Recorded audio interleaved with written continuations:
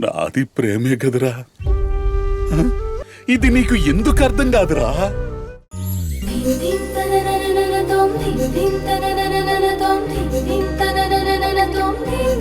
నీ పరిస్థితి చూస్తుంటే నాకు నా గతం గుర్తొస్తుంది.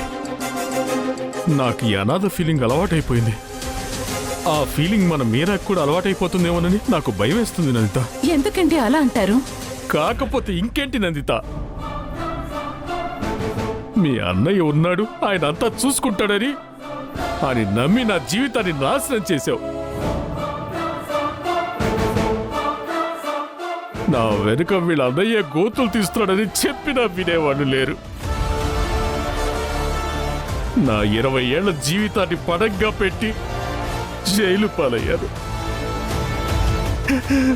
ఎందుకు నందిత, ఎందుకు?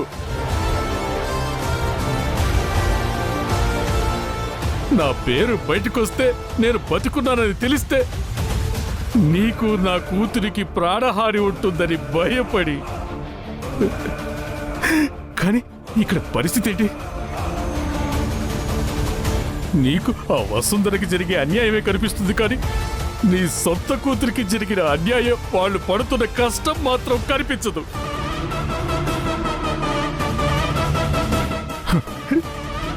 మన కలలు మన జీవితానికి దగ్గరకు వచ్చేసరికి నీకు న్యాయం, ధర్మం గుర్తొస్తాయి. ఆ ప్రతాప్ నన్ను చంపాలని చూసినా కూడా, నీ కూతురు ఎక్కడో అనాథగా బతికిందని తెలిసినా కూడా నీకు వాళ్ళు చేసిన అన్యాయం మాత్రం గుర్తురాదు.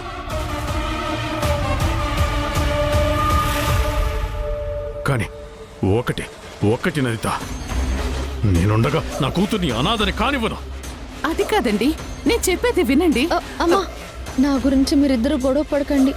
నాకు విసుగొచ్చేసింది. ఈ నిందలు భరించే శక్తి నాకు లేదు.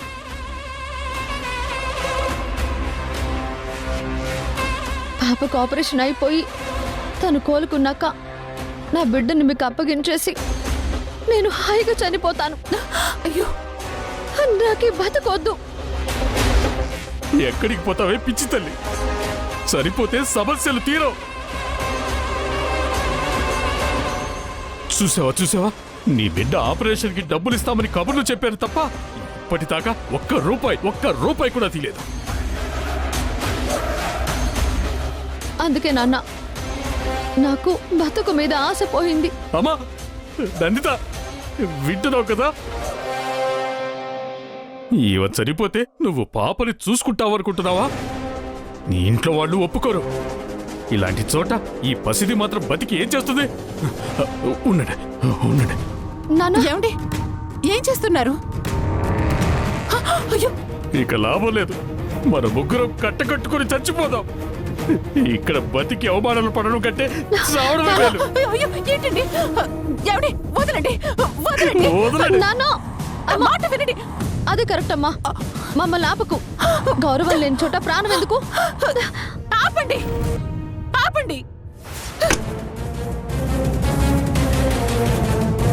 దేనికోసమేనా ఎన్నాళ్ళు ఎదురు చూసింది? నా కళ్ళ ముందు మిమ్మల్ని చెప్పుకోవడానిక నేనున్నది. నన్నేం చేయమంటారో చెప్పండి.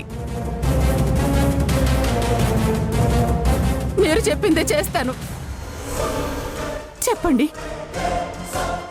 నన్నేం చేయమంటారు?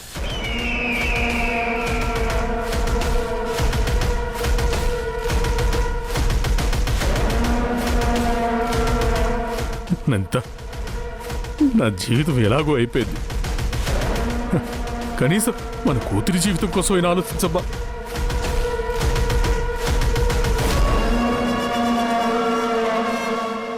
ఆ వసుంధర దగ్గరికి వెళ్ళి ఎవరికీ తెలియకుండా ఈ ఇల్లు వదిలి వెళ్ళిపోమని చెప్పు.